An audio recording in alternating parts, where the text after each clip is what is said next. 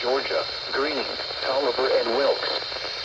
Remember, a tornado watch means the conditions are favorable for the development of severe weather, including tornadoes, large hail, and damaging winds in and close to the watched area. While severe weather may not be imminent, persons should remain alert for rapidly changing weather conditions and listen for later statements and possible warnings.